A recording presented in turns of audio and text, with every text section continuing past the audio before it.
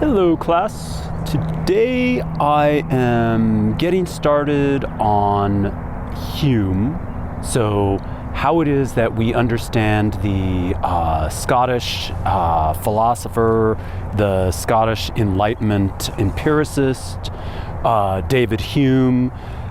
He was obviously born in the 18th century. In 1711, he died in 1776.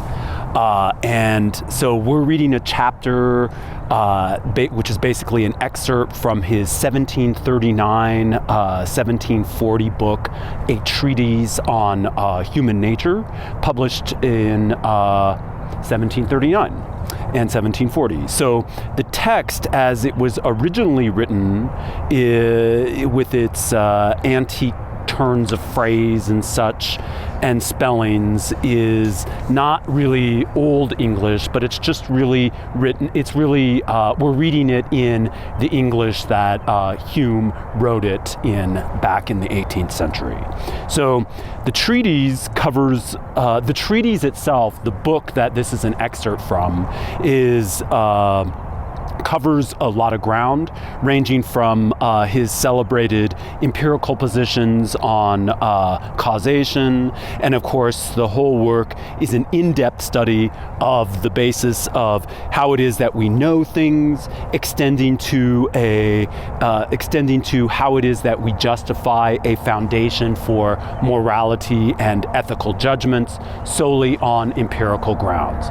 So that's what we'll look at today, right? So our excerpt is obviously having to do with morality, being that the chapter is titled Of Morality, and Hume's empiricist grounding for morality, okay? So in his opening abstract, the advertisement, Hume makes a point of how to understand his use of impressions and ideas, okay? So whereby we must recognize that as an empiricist, Hume wishes to emphasize that as an empiricist, he is in contrast to the rationalist. And the rationalists are philosophers who base all our knowledge on reason, whereby Hume bases all our knowledge on of the world on perception, i.e. the five senses, right? So the five senses have to do with touch, hearing, seeing, taste, smell, etc., right? And so the five senses are a way in which we know about the world, in contrast to the rationalists that came before him. So any knowledge of the world for Hume is known perceptually, and our initial perception is termed by Hume as an impression, okay? So ideas then for Hume are strictly the result of the initial impressions. So ideas are basically agglomerations of any initial sense impressions, okay? So what's important here in terms of understanding a feature of his moral theory is that reason itself in Hume's context is to be classified as an idea or a relation of ideas, okay? So all of this is to imply his philosophical context, indeed Hume's place in philosophical history, in that Hume is skeptical. He is skeptical of basing both knowledge in general and morality in general on any rationalist claim or any innate reason, okay? So, or any rationalist grounding, okay? So right away, Hume launches into his position that given that we only have perceptions by which we base any or all of our ideas on morality, which are based on sensory impressions, right? So in other words, this idea that morality is based on sense impressions basically also extends to how it is that we're understanding emotion itself. So also, within Hume's context, the word passions is to be understood as standing for our word emotion, or he even uses the word sentiment here as well. So to be clear,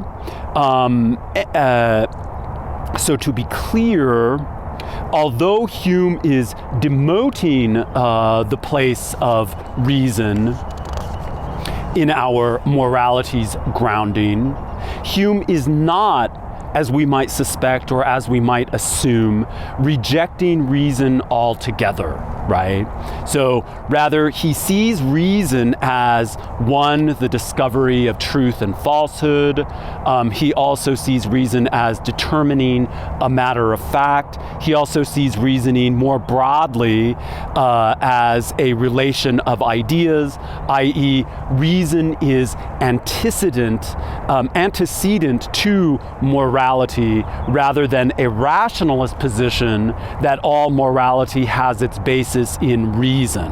So our innately rational ability is not where morality is based for Hume, right? So he also identifies reason as the way in which we know what we're passionate, to know what we're passionate about or what we're emotional about. Yet again, reason is not the basis. Reason is not the basis, right, of morality. So it's becoming. Reason is more a relation of ideas, right? So when he writes that.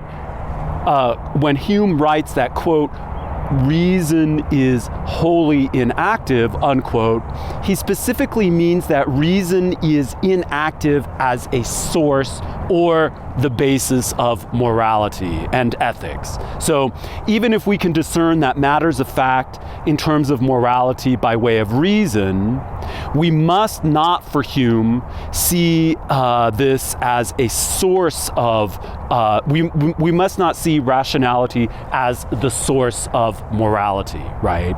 So as Hume writes, we use reason to determine what we're emotional about, right? Even in causing the passion or emotion. What's the cause that brings about the emotion? What's causing the perceptual response is something that we could understand by reason, but it's not the source of a morality, right? So yet reason is not the source of morality. So for Hume, a mistaken fact is a lapse in reason. Such mistakes of reason, likewise, cannot be said to be the ground for morality, right, for Hume. So mistaking a rotten apple for a ripe apple is not a moral failure, right? Lapses of reason are not the basis or foundation of morality. Likewise, mere relations of ideas cannot be said to be a grounding of morality for Hume. So Hume likewise concludes that the source of morality cannot be traced back to matters of fact.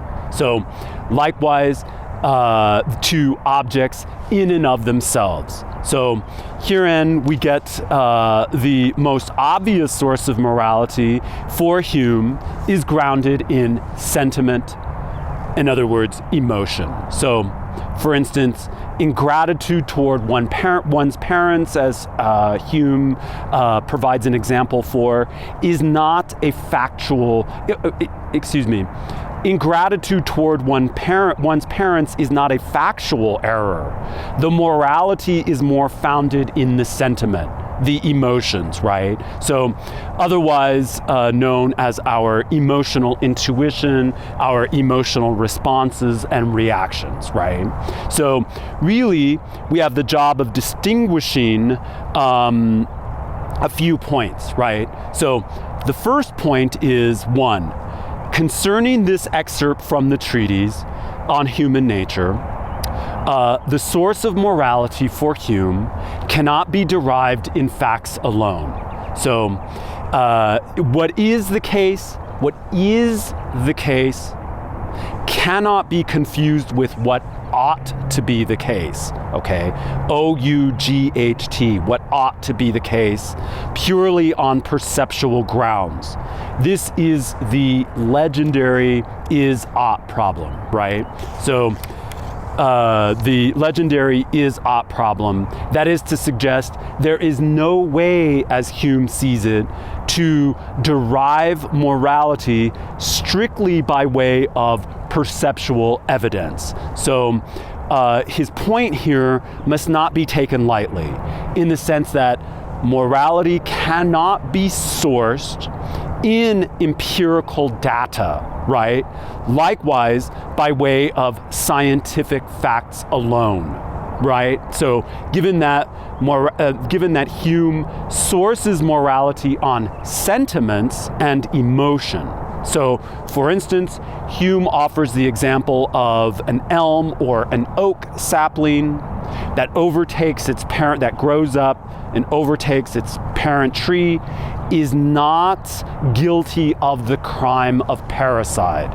And so remember that parricide basically means parent killer. So we don't think of the sapling, elm, or oak tree as a parent killer, right? The crime of parent killing is otherwise known as parricide. For Hume, we cannot derive or find what we ought to do, what we should do ethically, from what is the case scientifically, okay? So, and empirically. So that's key, and that's keying us into the classic is-ought problem, okay? Is must not be mistaken for ought. And this is a common problem that we have understanding not only scientific evidence and data, etc., but also our moral lives in terms of the basis in our sentiments or our emotion for Hume, okay? So the second point is we've already established that morality cannot be founded in reason, okay, and rationality alone. So we won't extend this part anymore beyond what we've already covered. So again, morality has to do with emotion and sentiment. It cannot be grounded in reason as the rationalists want us to see, okay? So then the third point is the most obscure, yet this is the point whereby Hume positions the place, how it is that the place of, or how it is that we're understanding nature itself, right? So in other words, touching on the ambiguity of the word nature itself, really for Hume is to distinguish nature in terms of what's natural or artificial. In other words, a vice or a virtue shouldn't distract us from thinking, well, is a vice or a virtue natural or artificial, right? He's saying that there's too much ambiguity there. So in other words, it shouldn't distract us from recognizing that sentiments, emotions, and affectations arise from what is natural, okay? Emotions are natural. Emotions are empirically traceable. So that's like the key there. So in other words, even though we can't trace emotion in what is the case, we can't trace morality to what is the case. Hume here is suggesting that morality is traced back to morality is traced back to emotion. Emotion itself is what's natural. So in other words, morality is not something that we could go find outside in nature, outside of our own understanding of things, our own emotional reaction of things, to things, okay? So in other words, that emotional reaction is where the basis of morality comes in, not in our understanding of nature itself, other than to say that emotions themselves are natural. So that's like the stickiest point to consider here. So in other words, emotions are natural and emotions are empirically traceable, right? So we at this juncture and conclusion deduce that Hume is a natural law theorist, but not in a traditional sense, right? That is to show that formally, in a technical sense, so a natural law theorist like St. Thomas Aquinas or Aristotle both base morality on a rational foundation. So maybe I didn't make myself clear. What we need to see is that, yes, he's basing emotion, he's seeing that emotion is natural, and that's the base of morality, but we shouldn't think that Hume is a natural law theorist in the traditional sense of the word, as in after Aquinas or Aristotle, okay? Because Aristotle and Aquinas both base their moral theory, their natural law theory, on reason itself, okay? So reason itself and natural law theory go hand in hand, reason as innate. This is in contrast to Hume, okay? So we need to make that distinction. So in other words, a natural law theorist wants to base morality on reason. So once again, Hume's human nature is strictly empirical and likewise perceptual. So our emotional reality is perceived by the senses. Recall that it was Hume who wrote that, quote, reason is a slave to the passions. So I think we'll just close it out here, take it from there, and talk to you later, class. Bye-bye.